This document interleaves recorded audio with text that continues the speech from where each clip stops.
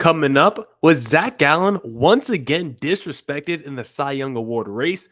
Looking at which free agents should maybe be brought in to be the Dbacks DH next season, and the good and the bad from Geraldo Perdomo's 2022 season, all on today's Locked On Diamondbacks podcast.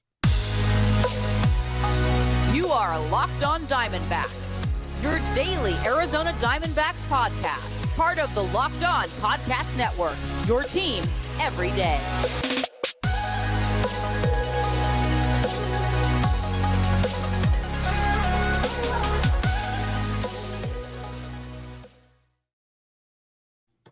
Welcome into the Locked On Diamondbacks podcast, part of the Locked On Podcast Network, your team every day listening to who? Always charismatic host of this podcast, Millard Thomas. I'm a multimedia journalist and I'm a graphic designer, so please go check out my website, millardthomas24.myportfolio.com. I'm there to see all my latest work, from my packages to my articles to my photos and my graphic design. If you want to see more content by me, just follow me on Twitter at CreatorThomas24 for my personal account, or just look up Locked On Diamondbacks, both Twitter, Instagram for the podcast handle. Of course, follow us on YouTube as well. We finally hit that 200 subscriber mark. Might not seem like a lot to y'all, but it's a big accomplishment for me personally. So please go hit subscribe on the Locked On Diamondbacks YouTube channel. Let's continue to grow that number. Don't do me dirty by going to hit unsubscribe after this podcast post. Help a brother out. Go hit follow Locked On Diamondbacks on YouTube. And of course, thank you for making Locked On Diamondbacks your first listen every day, because I would not have those 200 subscribers without you, the listeners, listening every day, sharing. So I want to say thank you for doing all of that. But now, let's get into some D-backs talk. And the first thing, how I want to start off this pod, because it was the thing I just saw most recently before getting on the pod. So I was like, I have to let out some thoughts on this, because I saw the Cy Young Award race drop. I saw the voting drop, and we already knew Zac Gallen wasn't going to be a finalist. We already knew he wasn't going to finish in the top three, right? The finalists have already dropped. They've been out for a minute. So we knew Gallen wasn't going to finish in the top three. But you heard Sully Baseball on Monday's podcast. Gallen should be at least the bare minimum fourth in the NL Cy Young voting. And like Sully Baseball said, Gallen should have been second. I agree, but the NL Cy Young Award race was really loaded, really stacked. So I understand the cases for Julio Urias and Max Fried, and I'm, of course, biased as the Locked On Diamondbacks listener, but even the Locked On MLB guys said Gallen should have finished second. But when I saw the voting came out, I just assumed Gallen was going to finish fourth in Cy Young voting. He finished fifth behind Aaron Nola. And don't get me wrong, once again, like the Max Frieds and the Julio Uriases, I want to be super disappointed, super upset, and I am mad about it. But Aaron Nola did have himself a fantastic season as well. So it's a lot closer than, when you first say the name. Like, how did Gallen finish fifth? How did he finish behind Aaron Nola? Aaron Nola did have a pretty good season as well, because he had one shutout, which was tied for the National League in shutouts, over 200 innings pitched, led the league with walks per 9 and strikeouts per walk. Like, Aaron Nola had himself a fantastic season as well. But Gallen, I think we're underrating his season at this point, because the fact that he finished fifth it wasn't just a good historic season.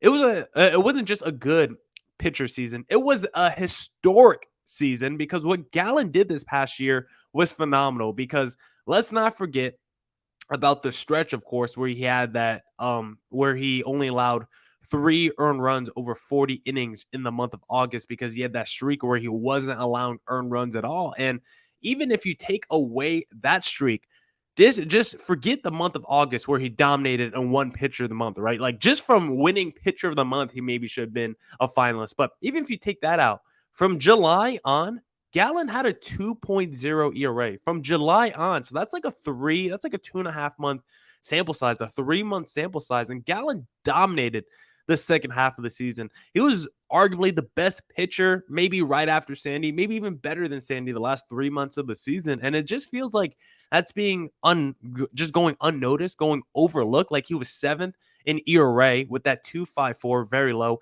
led the NL in whip and hits per 9. Like, Gallen was fantastic this whole season. Brent Strom talked about how he's one of the best pitchers he ever worked with. And I'm just surprised that we didn't get more love from a Zac Gallen. Like, both Aaron Nola and Zac Gallen, their two go-to pitches are the fastball and curveball. And when you look at the numbers, like the batting average against for Zac Gallen was way more dominant on his fastball and curveball. The slugging percentage allowed was way better on his fastball and curveball than Aaron Nola. Like most of their numbers are going to be pretty close, pretty neck and neck. But Aaron Nola also had a 3.25 ERA. And even though Aaron Nola had over 200 innings pitched to just Zac Gallen's 184 innings pitched, Gallen did have more quality starts than Aaron Nola as well this past season. So I think there's enough numbers to support Zac Gallen over Aaron Nola. I think the eye test supports it too when you see a guy for a month not give up any runs. And then also, I think the degree of difficulty is a lot tougher for Zac Gallen to go out there and pitch knowing he's the best starter in his rotation, knowing he's on a team that's not going to make the postseason and runs might be hard to come by versus an Aaron Nola who we're not even sure if he's the best pitcher in his rotation. You can make an argument for Zach Wheeler. And then Aaron Nola also has the comfort of knowing, hey, if I give up 3 runs here, 4 runs here, I got the home run leader in Kyle Schwarber. I got the reigning MVP in Bryce Harper. I got Rhys Hoskins. I got Alec Bombs. Like, I'm just loaded. I got the Castellanos. Like, I'm loaded with talent. So I can pitch a little bit more freely and get a little bit more risky with my pitches. But for Zac Gallen, if he doesn't pitch a clean game, if he's not basically a perfect pitcher and has a perfect outing, like, it's going to be a lot tougher for the D-backs to win those kinds of games. So I'm giving it to Gallen over Aaron Nola. And honestly, I think it should have been Sandy Alcantara number 1, and then Zac Gallen number 2. But now let's switch gears a little bit. And Arizona Sports has been dropping articles where they do like best free agent options for the D-backs DH, best options for the D-backs bullpen. So I like going through these articles of other people that cover the D-backs, other beat writers for the D-backs and their predictions, seeing like what they say, what the option they prefer for the D-backs, because I think it's kind of fun to crowdsource this stuff. Like, it's going to be the offseason. It's going to be a long time before we see D-backs baseball. So I'm not afraid to take in other people's opinions on this D-backs team, on how they would build it, because listen, I don't have a co-host on this. It's just me. So sometimes it's just an echo chamber of my own thoughts and opinions on here. So sometimes I have to do a little crowdsourcing and see what other people are saying. So I want to go through this Arizona Sports article talking about 5 free agent options for the D-backs DH, courtesy of Jordan. I don't want to mess up your last name, so we're just going to say shout out Jordan at Arizona Sports for writing this article. So let's go through it. 5 options for the D-backs DH next season. And the first one he has here, because apparently the D-backs DH was not very productive. According to WRC Plus, they were below league average, but I think that's okay. Like, I think the D-backs DH first before even look at the options. Like, I'm okay with the D-backs even going internally for their DH next season, because there just not many ways to get Carroll, Thomas, Varsho, and Jake McCarthy in the lineup without putting one of them at DH or sitting Carson Kelly and putting Varsho behind the plate. So I wouldn't even be upset if the D-backs didn't go out there and sign DH and just said, let's handle the DH internally, because I think that's what you do with the Jake McCarthy next season. Like, after seeing what Jake McCarthy did this past year, I think you have to be like, how do we get that guy's bat in the lineup as much as possible? Because if he's going to be a 300 hitter, 800 OPS, and steal you 30 plus bags in the season, like, that's a guy that has to be in the lineup almost every day. That's a table setter. That's a guy that gets on base and then is the guy also scoring and setting up opportunities for other guys. Like, he's the guy getting in scoring position so Christian Walker could bring him home with that 2-run knock. So wouldn't even be upset if the D-backs just try to stay internally. Like, even someone like Emmanuel Rivera, you can make a DH with a Josh Rojas, because they both won't be able to play third base. So I think the D-backs have decent DH options. I actually think they have good DH options, especially if they go the Jake McCarthy route. You could always try again with the Seth Beers of the world, but I think the Seth Beer experiment is probably over. I wouldn't be surprised if they try out a couple minor leaguers or two that are on the current 40-man roster to see if they would be a good fit for the DH. But for the D-backs right now, if they went their internal route to answer their DH problems, I don't think that would be a bad move at all for the Arizona Diamondbacks. But let's actually talk about the D-backs free agent options according to Arizona Sports of who they should potentially be interested in, or at least guys that or at least players that Jordan thinks that the D-backs should go after. But before we get into the article, I first want to say, if you need to protect your home, you need to get Simply Safe, because if you've ever thought about securing your home with home security, but you've been putting it off, you'll want to listen up. Right now, Locked On Diamondbacks listeners can order the #1 rated Simply Safe home security system for 50% off. This is their biggest offer of the year, and you won't want to miss out because this is why I love Simply Safe. Simply Safe was named the best home security system of 2022 by US News and World Report for a third year in a row.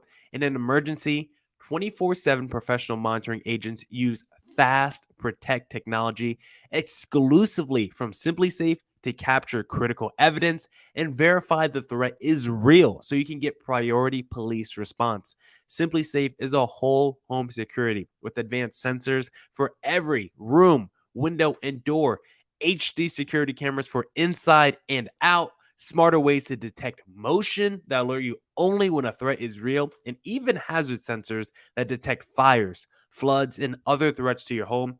24/7 professional monitoring service costs less than $1 a day, less than half the price of ADT's traditional professionally installed system. With the top-rated Simply Safe app, stay in complete control of your system. Anytime, anywhere, arm or disarm, unlock for guests, access your camera, or adjust system settings. Don't miss your chance to save big on the only security system I recommend. Get 50% off any new Simply Safe system at simplysafe.com/lockedonmlb. This is their biggest discount of the year, so don't wait. That's simplysafe.com/lockedonmlb. There's no safe like Simply Safe.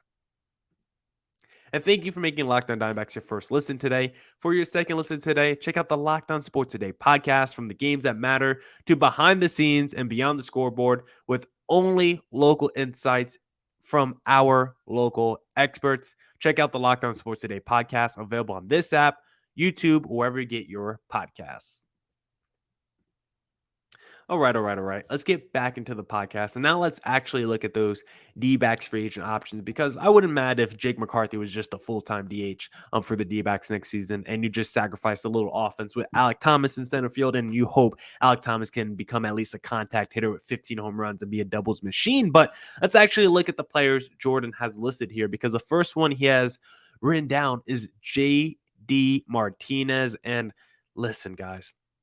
Listen, I would not be at all upset with JT Martinez coming back to the desert, because, of course, he was phenomenal when the D-backs acquired him at the trade deadline. Like, it was legit maybe the greatest second half in Major League history. Like, the second half in 62 games, JD Martinez had 29 home runs, a 302 average, a 366 slugging, or a 366 OBP, and a 741 slugging. Like, I'm still perplexed that the D-backs didn't re-sign JD Martinez. I get it. He would have had to been a right fielder at the time or a left fielder, and he's a big defensive liability. But the fact that he would have just been an easy all-star year after year, and then you wouldn't have been too far away from having the universal DH. Like, it would have been 2 seasons of defensive liability JD Martinez, and then you would have got 3 seasons of great offensive production without having to worry about the defense. So I do think that was a very big missed opportunity for the D-backs. It seemed like they didn't want to pony up the money for JD Martinez at the time,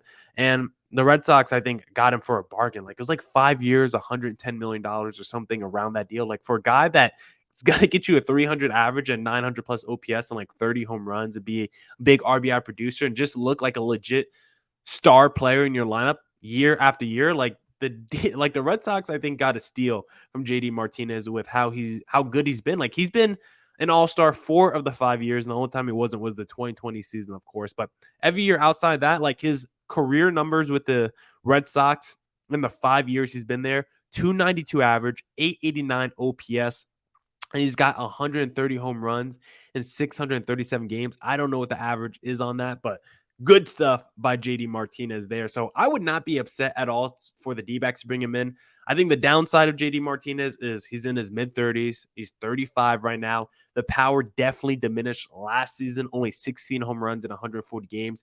Offensively, just did not look like the same guy. Only 790 OPS. So maybe we're starting to see the cracks. Maybe we're starting to see age take over for JD Martinez. But JD said it was mostly because he wasn't using his hips, and it was poor mechanics as to why the home run power wasn't there. If you look at his final 54 plate appearances, he had 5 home runs, so maybe he was accurate about that. But I like JD Martinez a lot. Veteran leader, was already here in Arizona. He's got a lot of pop. And as a DH, I mean, I think he's one of those guys, like, it doesn't really matter his platoon splits too much for JD Martinez. I feel like he's going to be good against righties and lefties. I mean, for his career, 843 OPS against righties, 957 OPS against lefties, 280 average against righties, 306 average against lefties. Like, for his career, the platoon advantage hasn't really mattered. So it depends how much, I guess, it'll cost to get JD Martinez. Arizona Sports is saying the market value for him might be around $15 million. So if it's like a $12 million deal, if it's like 1 year, $12 million, maybe with one of those mutual club options for second year, for year number 2, I don't know. But if it's like 12 to 15 for JD Martinez on like a 1 to 2 year deal, I don't think I would be upset at all. And I still think JD Martinez has more left in the tank. I still think he's got a couple years left in him. And if he just playing DH, like, imagine that line with JD Martinez being like, I don't even know where you're hitting the lineup, but a lineup with JD Martinez added, I just think it makes your lineup so much more scary and lethal. So I would like that move a lot for the D-backs. If you look at his hard contact stats, exit velocity, hard hit percentage, those are still pretty high.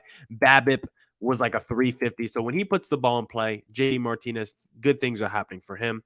The next guy on this list for Arizona Sports is Trey Mancini, and a lot of people know him because of his battle with cancer, coming back from that and looking really good. But Trey Mancini was traded at this past trade deadline after having a pretty good first half with Baltimore, but he really struggled with the Astros since being acquired. So I wonder what kind of player we'll get if we go after Trey Mancini, the pre-Astros Trey Mancini or the post-Astros Trey Mancini. And unfortunately for him, he just hasn't been as good post-cancer, which I think makes a lot of sense. But he's still a guy that could get you around 20 home runs. He's still a guy that's super versatile defensively, can play first base, can play outfield as well. He's a righty, so you're not exactly going to platoon him with a Christian Walker, but I still think this guy as your DH, like, I think it'll be kind of doubling up on the Christian Walker profile with a Trey Mancini, a more power guy, not really high average. Like, you're definitely leaning more power, trying to get some RBI production out of a Trey Mancini. And I don't think I would be upset at all if the D-backs decide to bring him in. It's also a little bit younger than a JD Martinez. He's only 30, going to be 31 pretty soon. And considering he did miss a year because of cancer, he's probably more fresh than a guy like JD Martinez. His hard contact stats, pretty good as well. 89.5 mile an hour exit velo with above 40% hard hit percentage is pretty solid. His BABIP could be a little higher, only 286 there.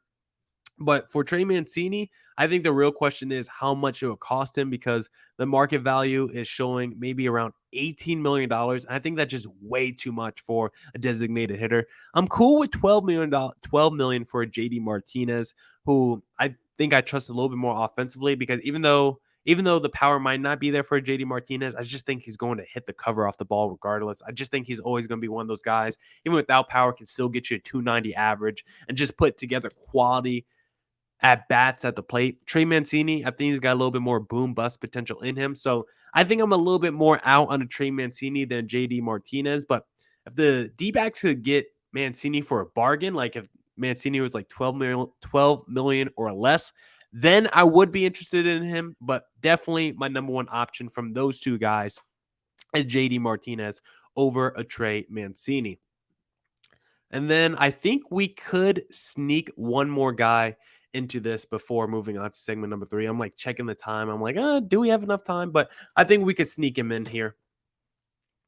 Mitch Haniger as the next guy on this list. And I like this option a lot. I like this option more than a Trey Mancini. And sneakily, I might like it more than JD Martinez. I've told you guys before, I'm a closet Red Sox fan. I don't like to say that too much on the podcast, so I got a huge soft spot in my heart for JD Martinez. But a Mitch Haniger, I think, would be very, very interesting, because he is a pretty high ceiling guy and he's got a lot of pop, and he's also a guy that's dealt with injuries throughout his career. So I think it could lower his market value and make him a little bit cheaper. This past season, he only played 57 games, but still had the 11 home runs in 2021, 39 bombs, 100 RBIs, 800 plus OPS in 2017 and 2018. both of those years, and around an 850 OPS, around 20 home runs those years. So he's got the power. He's shown that he can have a pretty good OPS as well. He's shown that he could be an RBI producer in the past. And considering he's going to be 32 years old, I think he's like the perfect kind of DH for the D-backs as a right-handed hitter. I think he shows the power. I think he's got more power than JD Martinez or Trey Mancini at this point. I think he's probably a little bit more feared. And if I had to double down on that Christian Walker profile, like I just compared with Trey Mancini and just like I compared with Christian Walker and Trey Mancini, I think Mitch Haniger would really be doubling down on that profile. And I think Mitch Haniger is like kind of an underrated player. Like I think if he's healthy, he's actually like a pretty scary player to have in your lineup because of that power. And right now, the market value, according to Arizona Sports, is saying around $15 million. So because of that injury history and because he's going to be entering his mid 30s here pretty soon, going to be 32 years old, I think it's going to be a little bit easier to get a Mitch Haniger. I don't think he's probably going to be as expensive as a JD Martinez. I don't know why Trey Mancini's considered the most expensive guy on this list, but I think Mitch Haniger would still be cheaper than a guy like JD Martinez. And Mitch Haniger has always been sneakily one of those players I've always kept my eye on. Like if you look at his hard contact stats, like his exit velo is 92 miles an hour, almost a hard hit percentage of 50%, a better BABIP than Trey Mancini as well. So I like Mitch Haniger a lot, and he's someone that I definitely would be all in on bringing to the Arizona Diamondbacks. Now we'll look at a couple more players that Arizona Sports has listed for potential options for the D-backs DH spot. But if you want to bet on who the D-backs are going to sign to play DH next season, you need to head to betonline.net because it's your number one source for sports betting info, stats, news, and analysis. Get the latest odds and trends for every professional and amateur league out there, from football to basketball to soccer and esports. We've got it all at betonline.net. And if you love sports podcasts, you can find those at BetOnline as well. We're always the fastest and easiest way to get your betting fix in. Head to the website today or use your mobile device to learn more. BetOnline, where the game starts. All right. Let's get back into the podcast. And this next guy, I can already tell you before we even talk about him, I'm already out on this guy. This is someone I do not want to see in a D-backs uniform because I think the frustration, this would basically be the position player version of Robbie Ray. And I'm not talking about Cy Young Robbie Ray. I'm not even talking about Seattle Mariners Robbie Ray. I'm talking about that final season Robbie Ray. I think I would get the same headaches and migraines if I had to watch this guy play for the D-backs.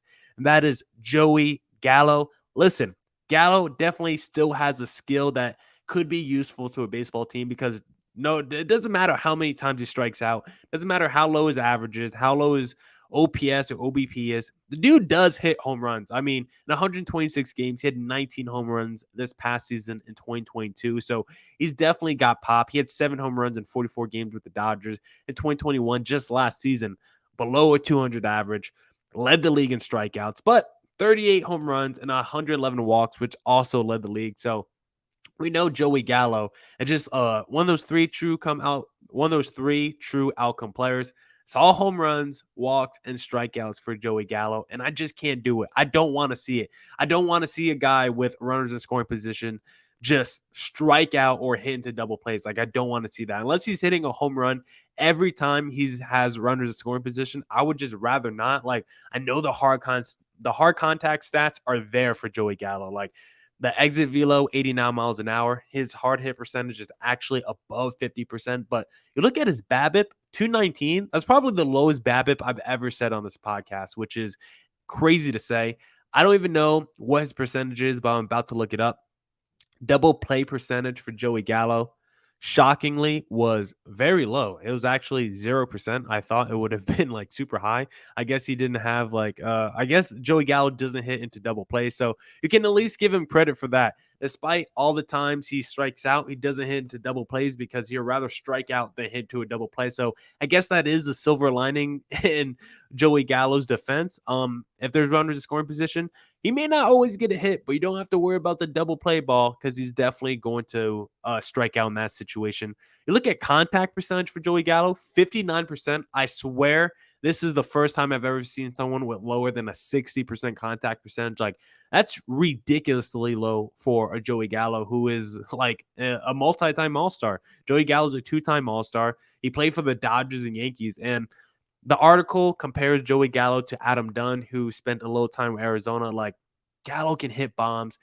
Like, the only way Gallo works if he's not playing half the games, and in those games that he does play for the D-backs, he hits a home run like 33% of the time in the games he play. Like, Gallo, every third game has to hit a home run for me to feel good about the Gallo signing. Because if he's not doing that, I would be way too frustrated with him striking out at the plate. So fortunately for Gallo, I am out on this guy as a player. Then the last guy listed here for DH options for the D-backs is Chad Pinder. And to be honest, I don't know too much about Chad Pinder. So maybe for just that reason, I'm out on Chad Pinder, because he's a guy that's also a right-handed batter like a lot of these players. And his numbers offensively, he spent his whole career in Oakland, the last 7 years with Oakland, and just hasn't really done anything offensively. He's not a full-time player. The most games he's ever played in a season is 124, but he's got some pop. He's got 4 double-digit home run seasons. He's not going to be a high average guy. He's not going to be like your main RBI producer. He's legit just a platoon option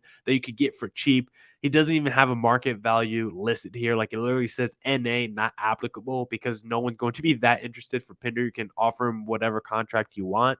So that does add some appeal, that the fact that he will be cheap, but Pinder, I mean, I'm just not going to be pro Pinder. I want to get someone with real value, someone maybe a little bit more name value, someone that strikes a little fear into the opposing hearts of pitchers, because I still think that matters when there's a JD Martinez or Mitch Haniger at the plate. I think the pitcher processes that differently and has to adjust accordingly and makes different kind of pitches. When a pitcher sees Pinder, I feel like he's like, all right, I'm throwing straight gas down the middle. We'll see if he could keep up with it. I don't think you do that with the JD Martinez's, the Mitch Hanigers, even Joey Gallo. Like, you're going to be like, if I make a mistake here, I know he's going to take this one over the fence. He's more than likely going to strike out, but if I mess around and make a mistake, he's also has a great chance of taking me over the fence. I don't think you get that that same kind of aura and mystique from a Chad Pinder. I don't think he's striking the fear. I don't think he's scaring anyone. So because of that, unfortunately, Chad Pinder, I'm going to be out on you as a potential D-backs option for their DH. But let's quickly shift gears here and let's talk about Geraldo Perdomo and his 2022 season, because for Perdomo, it was unfortunately a lot more bad than good. There was some good from Perdomo's season that I do want to talk about, but let's just talk about his season overall, because Perdomo, excuse me, and a step up after Nick Ahmed missed the entire season with injury, and he did pretty decent. Nick Ahmed, impression, not a lot of offense, some solid defense. Defense not on the same level as Nick Ahmed, but I don't think he was bad defensively. I think he was probably slightly above average defensively. Admittedly, haven't looked at the defensive metrics. I think by the eye test, he wasn't terrible defensively, but positive for Geraldo Perdomo. Led the league in sacrifice hits with 12, like he always came through in that area. 9 stolen bases. I won't be too mad about that either for Geraldo Perdomo. But offensively, he's not going to stick around Major League Baseball if he can't get at least league average. Exit velo, 81.5 miles per hour, 25% hard hit percentage according to Baseball Reference, 243 BABIP. Like, none of those numbers are good. A 10% walk rate, like, that's not too bad for Geraldo Perdomo, but his ISO 0.067, like, that's super low. You look at contact percentage, that was actually good for Geraldo Perdomo, 80.8% contact percentage. So he's actually getting the barrel to the ball. The problem is, you heard me just talk about the lack of power. When he puts it in play, just not going over the infield very much. Like, it was a while before. Let me look it up real quick, because it was a while before Geraldo Perdomo hit his first home run for the D-backs. I remember we were doing like a little Perdomo home run watch, because when did he hit his first home run? I'm looking at it right now. It was a really long time. He didn't hit his first home run until I think this is, what does the GTM season game number for team? So Geraldo Perdomo didn't hit his first home run until game 57 for the D-backs, which is just insane to think about. Game 57. So for Perdomo, there definitely wasn't power there for Perdomo, which you would like to see maybe a little bit more of. No one's expecting 25 home runs from Perdomo, but if he can at least add to the doubles, and he's a quick guy, like, you want to at least see him get those balls in the alley and maybe take 2, maybe take 3 because he does have decent speed. And one quiet thing for Perdomo's season that was actually a positive for him, he was quietly effective with runners in scoring position. 283 average, 780 OPS. Geraldo Perdomo was clutch, but for next season, has to get better offensively.